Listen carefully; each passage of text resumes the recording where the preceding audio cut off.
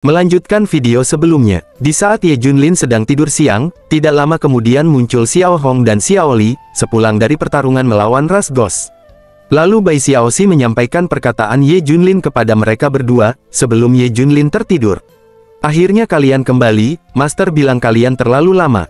Lanjut Xiao Hong pun menyampaikan laporannya kepada Ye Junlin. Master, sesuai perintahmu, 800.000 pasukan telah dilenyapkan. Red Senior Brother, Master diam. Terlihat Xiao Hong yang nampak mulai kesal, lalu Xiao Li bergumam di dalam hatinya. Sial, apa Master tidak senang dengan kami? Lanjut Bai Xiaoxi berbisik kepada Ye Junlin. Master bangunlah. Ye Junlin pun bangun dan menanggapi mereka berdua dengan ceria. Sudah selesai. Xiao Hong yang masih kesal menjawab perkataannya. Ya, kami telah memusnahkan pasukan musuh. Lanjut Xiao Hong ngedumel di dalam hatinya. Selagi kami bertarung mati-matian di luar sana, orang ini malah tidur siang di medan perang. Lanjut Ye Junlin memuji pencapaian mereka. Kerja bagus. Teruskan. Tidak lama kemudian datang putra mahkota, beserta beberapa prajurit menghampiri mereka. Kami memberi hormat kepada Ye Junlin. Kau telah menyelamatkan Great Zhou dari krisis. Itu bukan masalah besar, tapi kami lelah sekarang. Kalian orang-orang Great Zhou, sebaiknya menjamu kami dengan layak. Tentu saja, kau adalah tamu kami yang terhormat. Kami akan mengantarmu ke ibu kota untuk perjamuan besar. Singkat cerita, pindah ke Kaisaran Great Zhou Tianyi Hall.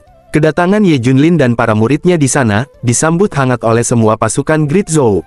Lalu putra mahkota berkata, Ye Junlin, sebelum jamuan besar, ayahku ingin bertemu denganmu di dalam. Ye Junlin pun bergumam di dalam hatinya. Jadi si tua itu hanya duduk menungguku. Ye Junlin, mohon maaf karena tidak menyambutmu secara langsung. Kesehatanku sangat buruk. Tiba-tiba Ye Junlin nampak terkejut, setelah merasakan tekanan aura dari sang kaisar. Lanjut ia bergumam di dalam hatinya. Energi yang luar biasa ini, apakah ini takdir nasional? Diperlihatkan sosok Kaisar Great Zhou, ranah Peak Great Ascension.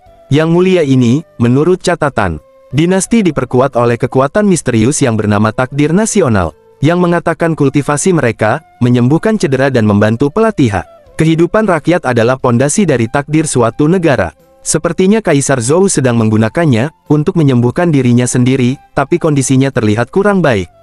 Terlihat Kaisar Zhou nampak pucat, lalu ia berkata, aku pasti terlihat memalukan di hadapan Ye Junlin. Kaisar pun nampak terkejut melihat sosok Ye Junlin. Ia bergumam di dalam hatinya. Aneh, aku tidak bisa melihat tingkat kultivasinya.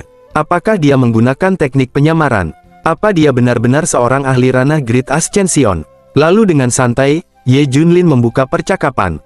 Yang mulia, bolehkah aku bertanya apakah yang sebenarnya terjadi? Mendengar pertanyaan Ye Junlin, Kaisar Zhou nampak terkejut, lalu ia menjelaskan. Pasukan Nether Abyss melancarkan serangan, tanpa provokasi terhadap Great Zhou. Banyak pejabat yakin, mereka mengincar harta karun yang tersembunyi di istana kerajaan, tapi bahkan aku tidak tahu harta apa itu. Dengan tatapan tajam, lanjut Ye Junlin bertanya, lalu bagaimana Yang Mulia mendapatkan luka-luka ini? Diperlihatkan sosok bayangan hitam, yang dijelaskan oleh Kaisar Zhou kepada Ye Junlin. Sebelum pasukan Ghost secara resmi menyerang, seseorang yang tidak dikenal menyusup ke makam kerajaan kami. Kekuatan orang itu sangat luar biasa, para prajurit kami tidak berdaya. Aku tidak punya pilihan lain, selain melepaskan kekuatan takdir nasional untuk mengusirnya. Anehnya, meskipun dia lebih kuat, dia mundur seolah enggan mengerahkan seluruh kekuatannya. Tidak lama setelah itu, ras Ghost memulai invasi mereka. Dengan tatapan tajam Ye Junlin berspekulasi, sepertinya masalah sebenarnya terletak di dalam makam kerajaan. Lanjut Ye Junlin bergumam di dalam hatinya. Dari apa yang dikatakan Kaisar, pasukan Ghost menyerang karena makam itu. Pasti ada sesuatu yang besar yang disembunyikan di sana. Kalau tidak, mereka tidak akan memulai perang yang begitu mahal. Tapi mengapa seseorang yang lebih kuat dari Kaisar malah mundur, setelah mendapatkan keuntungan, apa yang ada di dalam makam itu? Begitu banyak keraguan. Awalnya, aku hanya ingin menikmati dunia ini dengan santai bersama cheat sistemku. Tapi sekarang misteri ini mulai menarik. Kejadian aneh seperti ini mengingatkanku pada sebuah legenda kuno, yang pernah ku dengar di wilayah tengah. Lalu kemudian, Ye Junlin meminta izin kepada Kaisar Zhou. Yang mulia, jika tidak keberatan, bolehkah aku mengunjungi makam itu? Mendengar permohonan Ye Junlin, tiba-tiba Kaisar Zhou nampak panik, lalu putra mahkota yang menjelaskan kepada Ye Junlin, meski terlihat sedikit tidak enak. Ye Junlin, makam kerajaan adalah tempat para leluhur kami beristirahat, jika Anda masuk, mungkin Anda akan menarik energi jahat. Lalu putra mahkota mengarahkan ke acara perjamuan. Anda telah memberikan pelayanan besar bagi Great Zhou, dapur kekaisaran telah menyiapkan jamuan besar, silahkan nikmati hidangan saja. Ye Junlin, mohon maaf bila tidak dapat memenuhi permintaanmu, tapi Anda adalah tamu terhormat di Great Zhou, Anda bebas memilih harta dari pembendaharaan kami. Tidak apa, aku hanya bertanya karena penasaran. Lalu Ye Junlin bergumam di dalam hatinya. Quest sistemku belum selesai, jadi aku akan tinggal dan melihat perkembangannya. Putra mahkota pun menyanjung Ye Junlin dengan ceria. Aku tahu Ye Junlin adalah orang yang bijaksana. Silakan lewat sini, pindah dulu ke sisi lain, wilayah timur neter abis istana Ghost King. Diperlihatkan sebuah bangunan yang bernuansa menakutkan. Dan di sana terlihat sosok bayangan hitam, duduk di kursi singgasana. Sosok tersebut meminum yang berupa cairan merah, dengan gelas yang terbuat dari tengkorak kepala manusia. Sosok tersebut berkata, cairan merah bayi yang baru lahir rasanya sangat lezat. Diperkenalkan sosok tersebut adalah One Hornet Ghost King, Rana Early Tribulation. Dia ditemani seorang gadis cantik yang nampak ketakutan. Lalu Ghost King berkata, setelah bertahun-tahun, akhirnya kesempatan ini telah tiba. Jika kita menaklukkan Great Zhou, pengaruhku di ras Ghost akan meningkat. Jika aku mendapatkan dukungan dari figur-figur itu, aku bahkan bisa mendapatkan kursi di antara para pemimpin wilayah timur. Mengapa aku belum menerima laporan apapun? Dengan Kunta dan yang lainnya memimpin, mereka seharusnya sudah memaksa Kaisar Zhou untuk bertindak sekarang. Kekhawatiranku yang terbesar adalah pembawa takdir nasional. Tidak lama kemudian, di hadapan Ghost King terlihat asap hitam mengepul, lalu muncul seseorang yang berjubah hitam, dengan mengenakan topeng memarahi Ghost King. Tidak berguna, kenapa kau masih di sini? Jika kalian ingat, sosok tersebut adalah orang yang diceritakan oleh Kaisar Zhou kepada Ye Junlin. Tiba-tiba Ghost King berlutut di hadapannya, salam utusan. Lanjut sosok berjubah itu berkata, ratusan klan neter abis sedang bersiap-siap untuk perang suci, namun kau, seorang Ghost King malah bersembunyi di sini dan bersenang-senang. Haruskah aku menganggap ini sebagai tanda bahwa ras Ghost menyerah?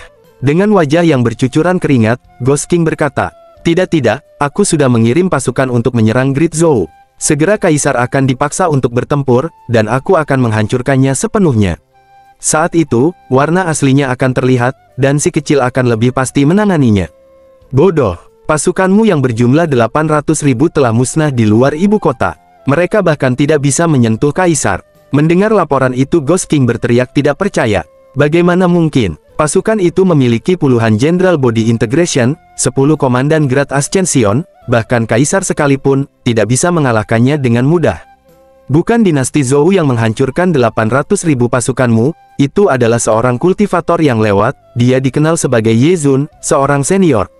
Hanya seorang bajigur Great Ascension, dia berani mengacaukan rencanaku. Meskipun dia berhasil mengalahkan 10 Ghost Commander, di hadapan kekuatan ranah tribulasionku, dia hanyalah semut. Jangan meremehkannya, ambil pil neter abis ini, gunakan untuk menghancurkan Great Zhou.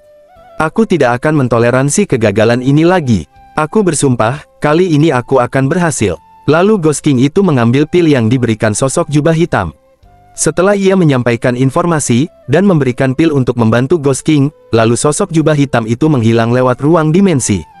Terlihat amarah Ghost King yang sangat memuncak, lalu tidak lama kemudian, di tengah kilatan petir yang mulai menyambar permukaan, diperlihatkan Ghost King beserta pasukan Ghost dalam jumlah yang sangat besar, ia bersiap untuk menyerang habis-habisan negara Great Zhou.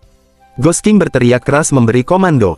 Seluruh pasukan berangkat bersamaku. Baik tuanku. Sementara itu, pindah ke lain sisi.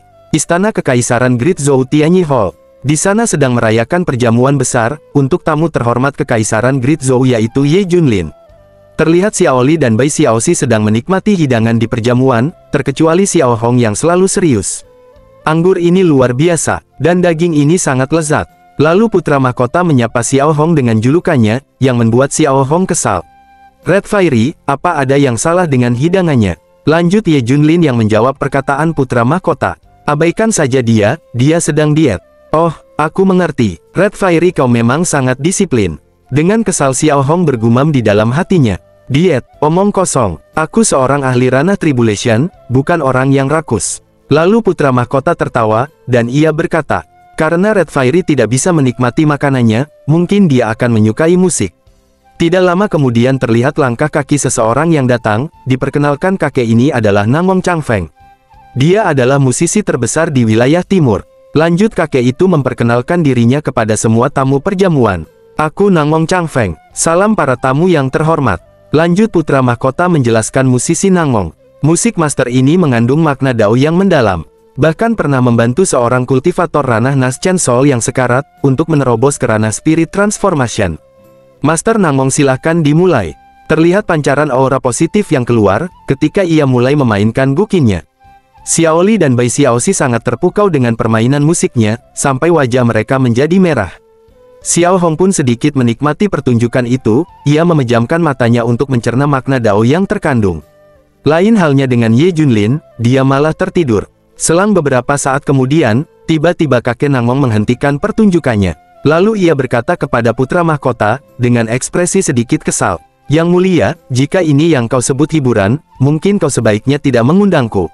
Lalu putra mahkota bertanya kepada Ye Junlin, "Ye Jun, apa Anda tidak puas dengan musik Master Nangong?" Sambil merorek telinganya, Ye Junlin berkata, "Iya, biasa saja." Perkataan Ye Junlin membuat Master Nangong marah, lalu ia berkata sambil menunjuk Ye Junlin, "Diam kau orang kasar, kau tidak tahu apa-apa tentang musik."